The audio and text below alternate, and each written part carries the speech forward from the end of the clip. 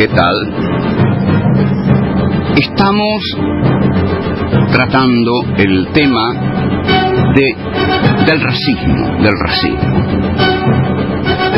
Y lo vamos a llevar, lo estamos llevando hasta hoy, pero queremos mostrar que nuestra literatura, la literatura que hemos estudiado en nuestros colegios, con la cual nos hemos formado, está llena de odio por la negritud, sobre todo.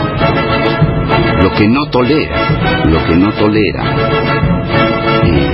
José Mármol en los personajes que intenta pintar con denigración, como denigrantes.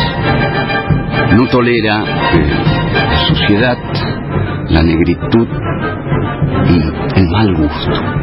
Jorge Luis García Venturini, filósofo argentino, impulsor del golpe de Estado de 1976, ideólogo del general Videla, publicó un libro que se llama Caquistocracia. Caquistocracia, según García Venturini, es una palabra griega que significa gobierno de los peores. Según él, caquistos es peores y Cracia, por supuesto, gobierno de los peores. Inventó este concepto para calificar al gobierno de Isabel Martínez de Perón y para preparar, por supuesto, el golpe del 76. Si quiere la derecha argentina, les regalo este dato. Según como lo escribe Jorge Luis García Venturini, ha fallecido adalid del pensamiento democrático argentino, según como lo escribe Jorge Luis García Venturini, caquistocracia se escribe con K las dos veces. Así que, bueno, la derecha puede usarla. En una palabra griega que significa gobierno de los peores tienen dos K. De nada. Vamos a ver. Ahora, si usan este concepto, no olviden que lo usó Jorge Luis García Venturini para preparar el golpe de Videla. Me encantaría que lo usaran. Bueno, continuamos con José Mármol, a quien ya hemos elogiado demasiado para justificar los palos que le vamos a dar. Pero es interesante que veamos los textos racistas y clasistas. No olvidemos que para Mármol el gobierno de don Juan Manuel de Rosas era casi socialista, porque había eliminado los diques en que la sociedad naturalmente se divide. ¿Recuerdan ese texto que lo leímos? Entonces, caramba, esto es necesario que lo escuche la izquierda argentina, que tan mal trata a don Juan Manuel de Rosas. Don Juan Manuel de Rosas, para su contemporáneo José Mármol, había roto los diques en que la sociedad naturalmente se divide. No puedo entender por esto otra cosa más que, según Mármol, Rosas había llegado a la sociedad sin clases. Porque una sociedad sin diques es una sociedad no clasista. Para colmo, Rosas ejercía un populismo desaforado, aunque la palabra populismo no estaba en moda en la época de Mármol, y se iba al barrio del Tambor con los negros, las mulatas, los negros de las familias poderosas, que, según advierte Daniel Bello a Amalia, se han vuelto todos delatores. También vimos la descripción de Florencia Dupasquier, esta dulce, exquisita creación del espíritu que tiene que ir a visitar a María Josefa Ezcurra, que es la cuñada de Rosas. Las descripciones que hace Mármol de María Josefa Ezcurra son las de un hombre asqueado, sencillamente asqueado por María Josefa Ezcurra. Entonces,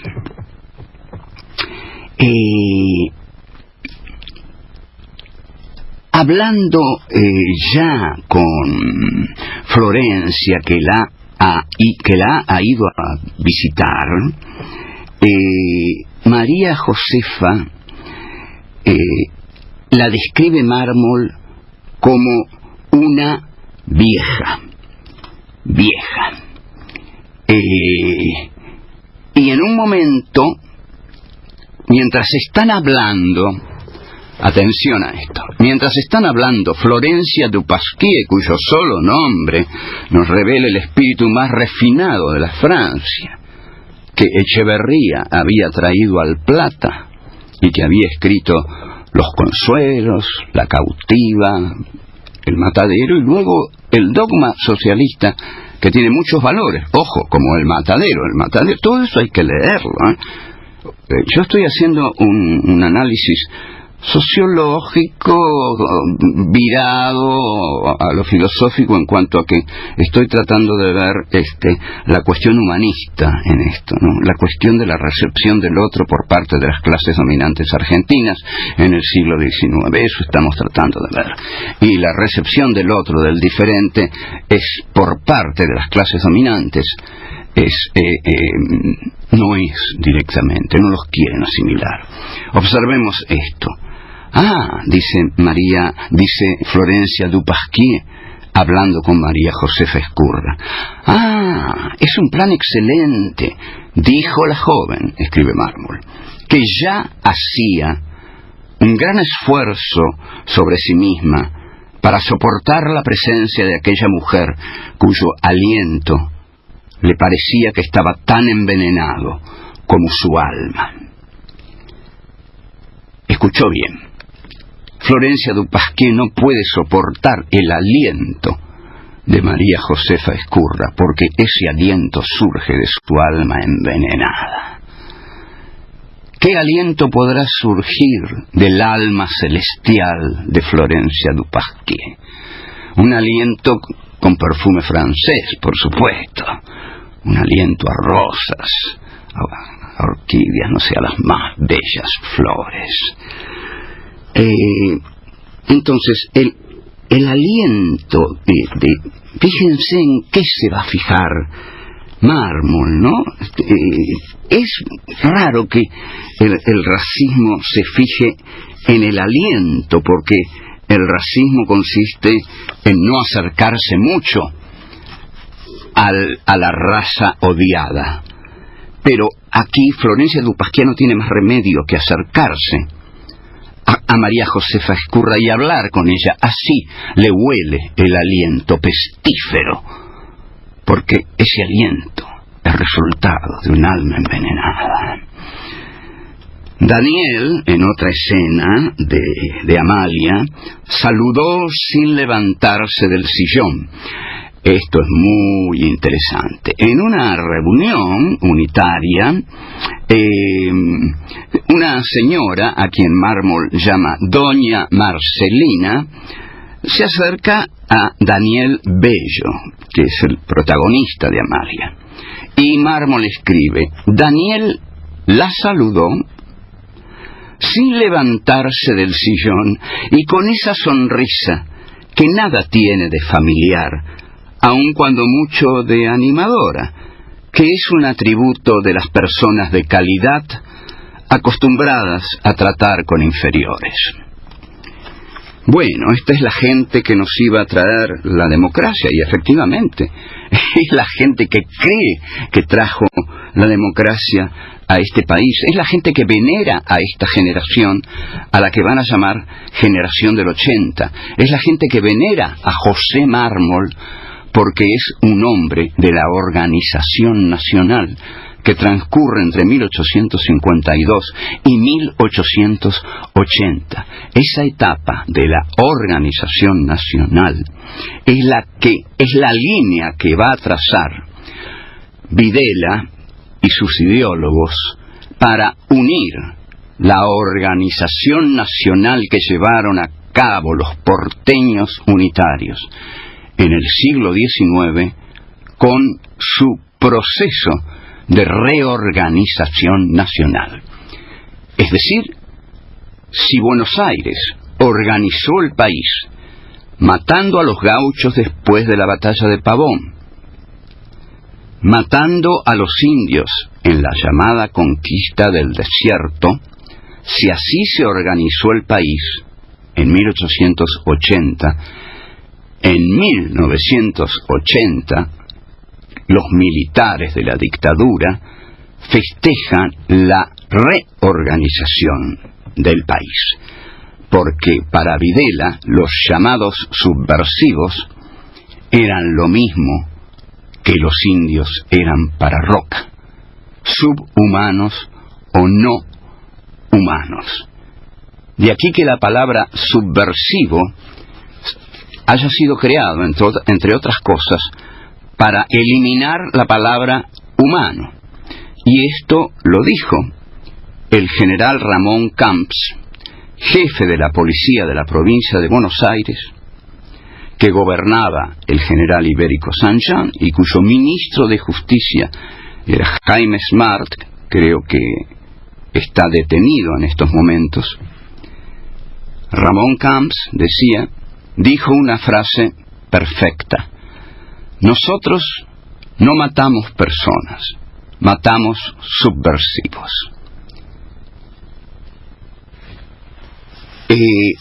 Tal como nosotros matamos bárbaros, podría haber dicho Roca, Mitre, Sarmiento. Nosotros matamos bárbaros. ¿Qué significa bárbaro? Significa extranjero, mi querido amigo. Usted seguramente lo sabe. Bárbaro significa aquel que no es de aquí. Entonces puede ser aplicado en dos sentidos. Bárbaro es aquel que no es de aquí. Es un extranjero, pero es un extranjero también de la condición humana. El bárbaro no pertenece a la condición humana. En consecuencia, se lo puede matar sin culpa. De aquí que Sarmiento aconseje llevar, después de Pavón, a las provincias interiores una guerra de policía. El término es extraordinariamente preciso: guerra de policía. Y dice Sarmiento, cito de memoria, con perdón: llamando delincuentes a esos bárbaros, los sacamos de la ley de gentes, y así lo único que cabe es aplicarle la ley que se les aplica a los delincuentes comunes. O sea, concluimos de lo que ha dicho Sarmiento: ahorcarlos o cortarles la cabeza, como Ángel Vicente Peñalosa. Continuamos entonces con Mármol. Mármol suele caer en lo patético, lo ridículo, pero lo infinitamente gracioso, porque ¿cómo no nos vamos a reír de esto? Escuchemos. Si viene aquí la diferenciación entre las bellezas federales y las bellezas de las clases altas. Uno se pregunta de antemano, ¿no son las dos mujeres, tanto la federal como la unitaria en ese momento, bellas? ¿No son dos estilos de bellezas? Sí, va a decir Mármol, pero muy distintos estilos de belleza.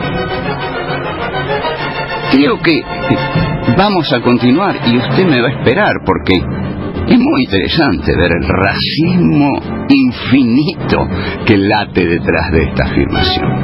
Volvemos. A pensar de todo. Sabemos que no sabemos, ¿no?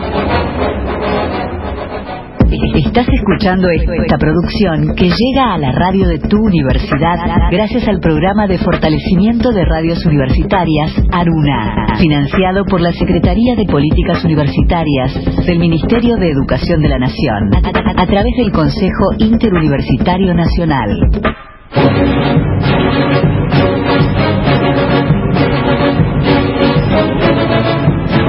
Aquí, en A Pensar de Todo, estamos comentando, analizando la novela Amalia, de 1851, de José Mármol. Estamos analizando sus aspectos clasistas, racistas. Hemos elogiado hasta el hartazgo la calidad de la novela. Pero también esa calidad tal vez se expresa en el riquísimo material para que comprendamos cómo pensaban las clases ilustradas del siglo XIX y comprendamos que piensan igual que las clases no ilustradas, sino que las clases medias, las clases altas, las clases medias altas y hasta muchos de las llamadas clases bajas. Y hasta cómo está pensando el mundo en este momento, tal como lo vamos a demostrar. El racismo. El racismo se expresa en la diferenciación que hace Mármol entre la belleza federal y la belleza que él llama espiritual, acorde con el ideal estético de nuestro tiempo, el tiempo del siglo XIX, el tiempo del romanticismo. Entonces, hablando con Amalia, Amalia le pregunta a una señora, le dice que Manuelita y Agustina, le dice, las dos están en este momento bailando en la otra sala. ¿Le habrán dicho a usted que Agustina es una belleza? Cierto, dice la señora. Esa es la opinión universal.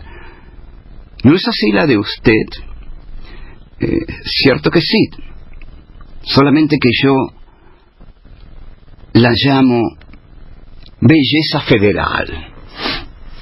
Entonces, Amalia dice lo que quiere decir y la señora dice que es una belleza con la cara punzó.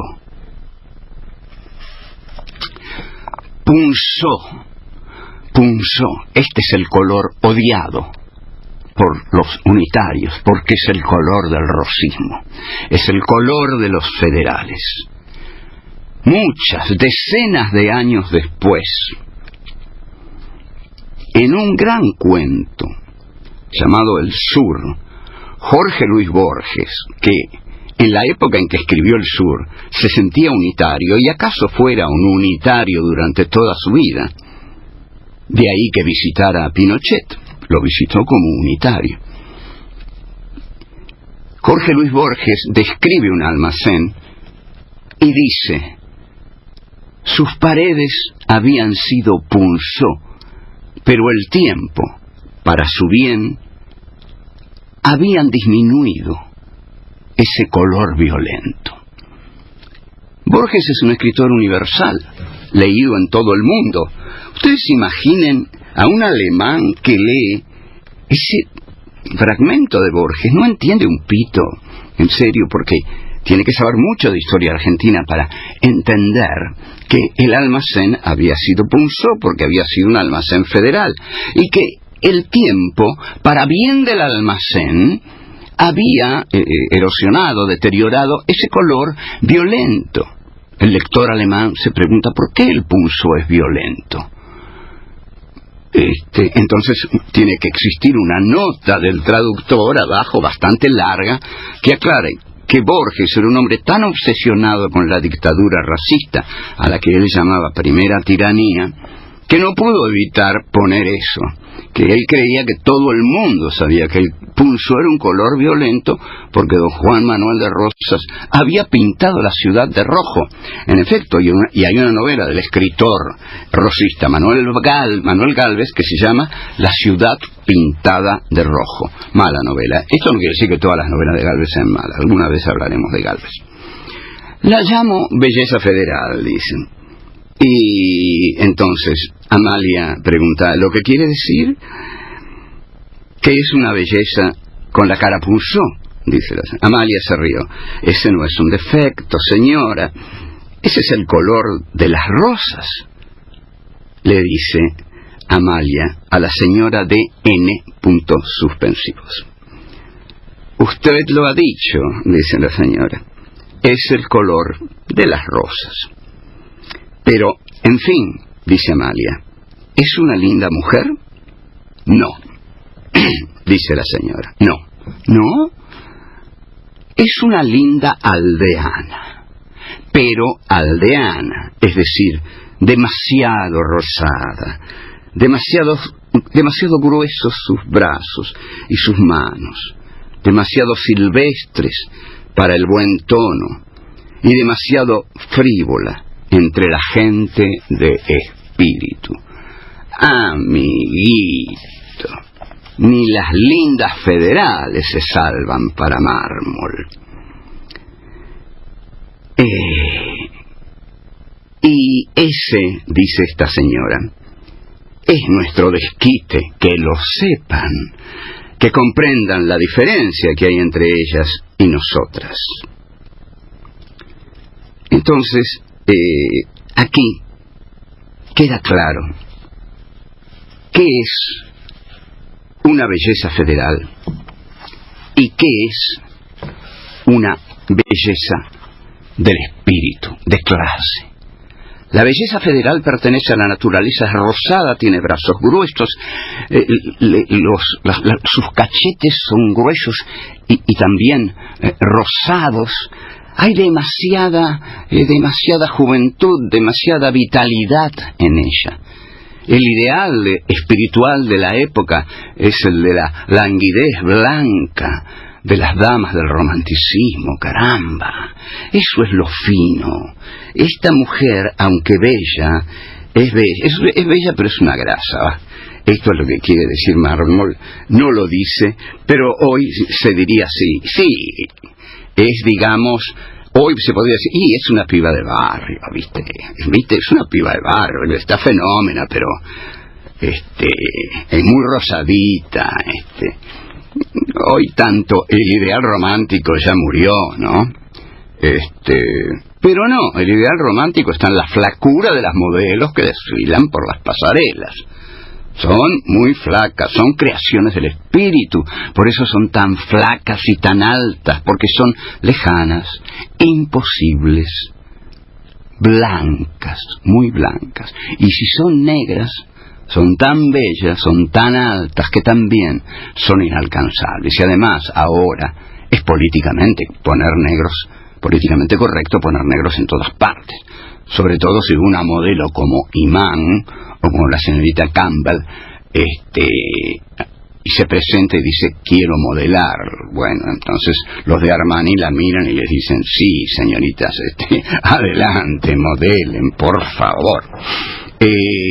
Entonces, con estas precisiones sobre el feroz racismo de las clases altas, espirituales, dueñas del espíritu y de la cultura en el siglo XIX, abandonamos por hoy la lectura y el comentario de Amalia, no sin anticiparles que para Mármol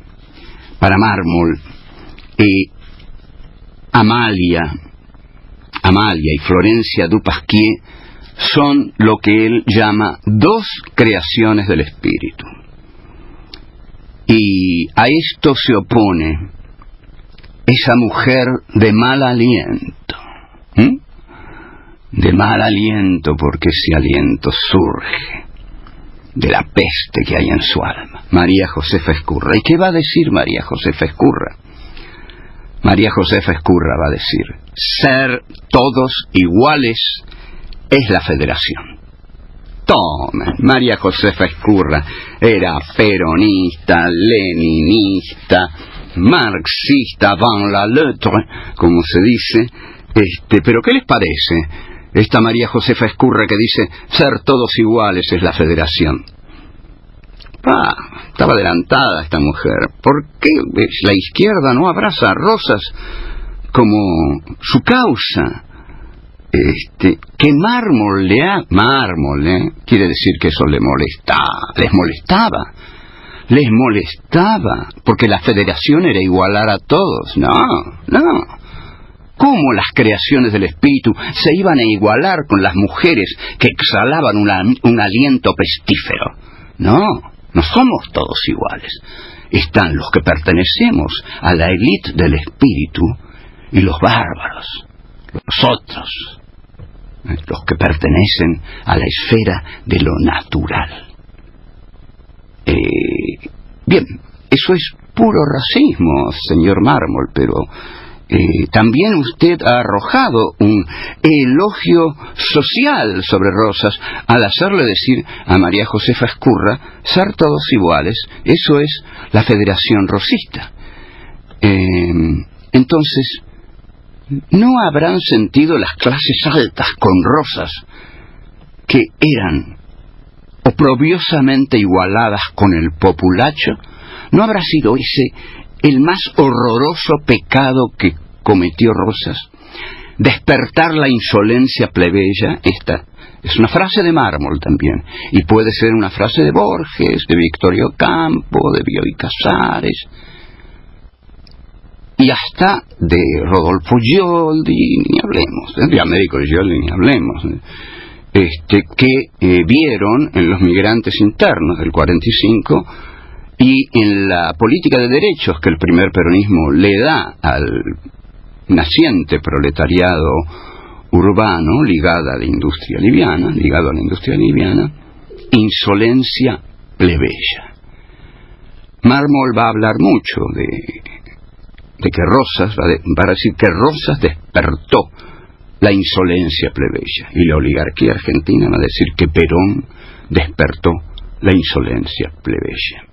Y los plebeyos le van a agradecer siempre a Rosas y a Perón que les hayan permitido ser insolentes alguna vez en su vida. Volvemos. ¿Querés enterarte de qué hablaron Bolívar y San Martín? A pensar de todo. Aquí, en A pensar de todo, estamos comentando, analizando la novela Amalia de 1851 de José Mármol. Estamos analizando sus aspectos clasistas, racistas. Hemos elogiado hasta el hartazgo la calidad de la novela. Pero también esa calidad tal vez se expresa en el riquísimo material para que comprendamos cómo pensaban las clases ilustradas del siglo XIX y comprendamos que piensan igual que las clases no ilustradas, sino que las clases medias, las clases altas, las clases medias altas, y hasta muchos de las llamadas clases bajas. Y hasta cómo está pensando el mundo en este momento, tal como lo vamos a demostrar. El racismo. El racismo se expresa en la diferenciación que hace Mármol entre la belleza federal y la belleza que él llama espiritual, acorde con el ideal estético de nuestro tiempo, el tiempo del siglo XIX, el tiempo del romanticismo. Entonces, hablando con Amalia, Amalia le pregunta a una señora, le dice que Manuelita y Agustina, le dice, las dos están en este momento bailando en la otra sala. ¿Le habrán dicho a usted que Agustina es una belleza? Cierto, dice la señora. Esa es la opinión universal. ¿No es así la de usted? Cierto que sí. Solamente que yo la llamo belleza federal. Entonces, Amalia dice, ¿lo que quiere decir? Y la señora dice, que es una belleza con la cara punzó.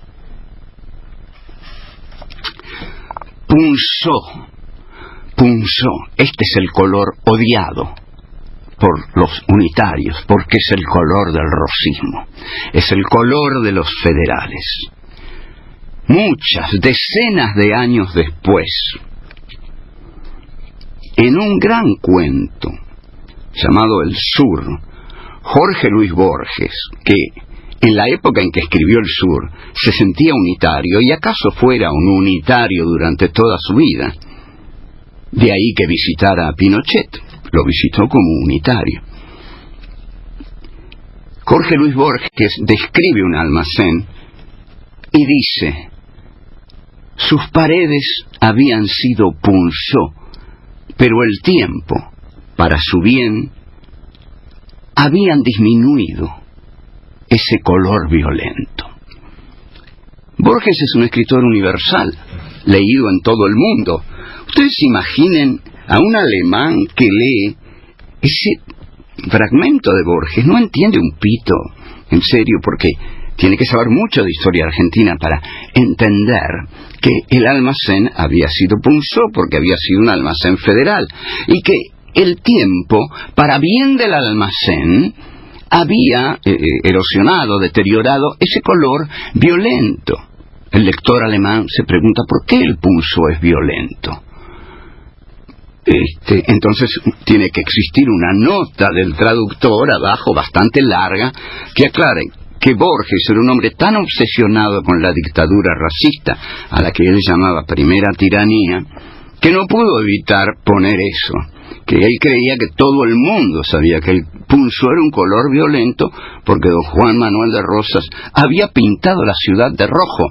En efecto, y hay una novela del escritor rosista Manuel Gálvez que se llama La ciudad pintada de rojo. Mala novela. Esto no quiere decir que todas las novelas de Gálvez sean malas. Alguna vez hablaremos de Gálvez. La llamo belleza federal, dicen. Y entonces Amalia pregunta, ¿lo que quiere decir? Que es una belleza con la cara punzó, dice la señora. Amalia se rió. Ese no es un defecto, señora. Ese es el color de las rosas, le dice Amalia a la señora de N. suspensivos. Usted lo ha dicho, dice la señora. Es el color de las rosas. Pero, en fin, dice Amalia, ¿es una linda mujer? No, dice la señora. No, ¿no? Es una linda aldeana, pero aldeana, es decir, demasiado rosada, demasiado gruesos sus brazos y sus manos, demasiado silvestres para el buen tono y demasiado frívola entre la gente de espíritu. Amiguito, ni las lindas federales se salvan para mármol.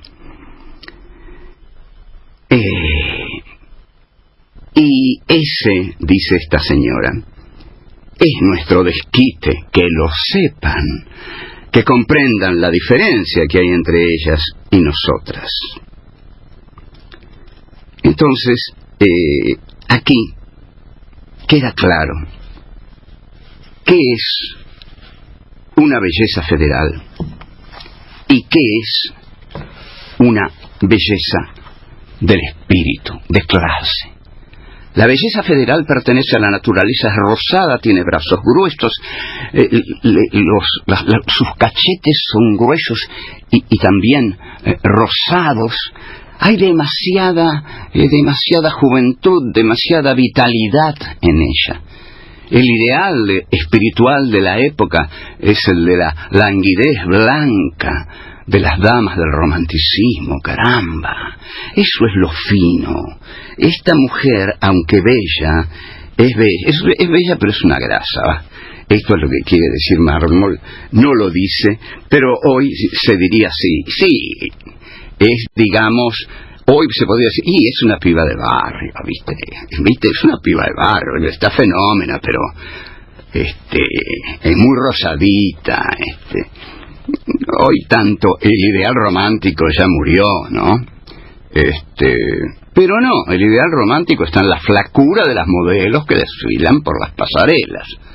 Son muy flacas, son creaciones del espíritu, por eso son tan flacas y tan altas, porque son lejanas, imposibles, blancas, muy blancas. Y si son negras, son tan bellas, son tan altas, que también son inalcanzables. Y además, ahora, es políticamente correcto poner negros en todas partes.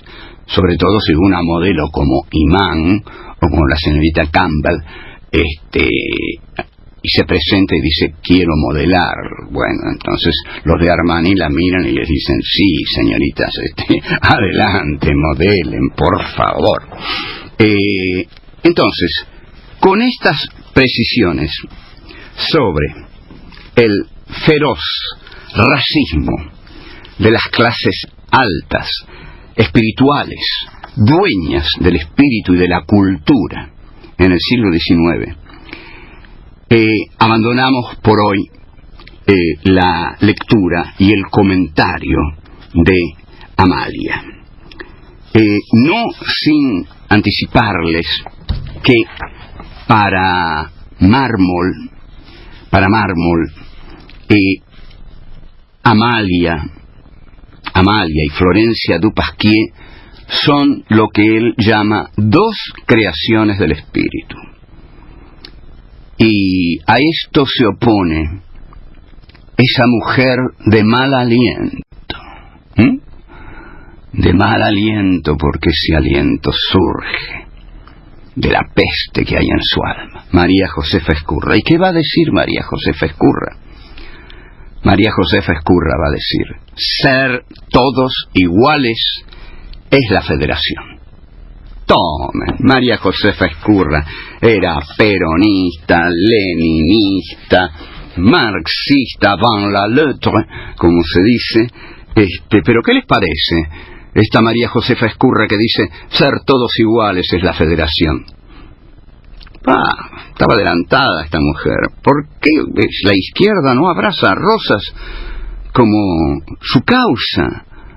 Que Mármol quiere decir que eso les molestaba, porque la federación era igualar a todos. No. ¿Cómo las creaciones del espíritu se iban a igualar con las mujeres que exhalaban un aliento pestífero? No somos todos iguales. Están los que pertenecemos a la élite del espíritu y los bárbaros, los otros, los que pertenecen a la esfera de lo natural. Bien, eso es puro racismo, señor Mármol, pero también usted ha arrojado un elogio social sobre Rosas al hacerle decir a María Josefa Ezcurra ser todos iguales. Eso es la Federación Rosista. Entonces, ¿no habrán sentido las clases altas con Rosas, que eran oprobiosamente igualadas con el populacho? ¿No habrá sido ese el más horroroso pecado que cometió Rosas? Despertar la insolencia plebeya. Esta es una frase de Mármol también, y puede ser una frase de Borges, de Victorio Campo, de Bioy Casares, y hasta de Rodolfo Gioldi, ni hablemos, de Américo Gioldi ni hablemos, que vieron en los migrantes internos del 45 y en la política de derechos que el primer peronismo le da al naciente proletariado urbano ligado a la industria liviana, insolencia plebeya. Mármol va a hablar mucho de de que Rosas, va a decir que Rosas despertó la insolencia plebeya, y la oligarquía argentina va a decir que Perón despertó la insolencia plebeya. Y los plebeyos le van a agradecer siempre a Rosas y a Perón que les hayan permitido ser insolentes alguna vez en su vida. Volvemos. ¿Querés entender el sentido de la existencia humana? A pensar de todo.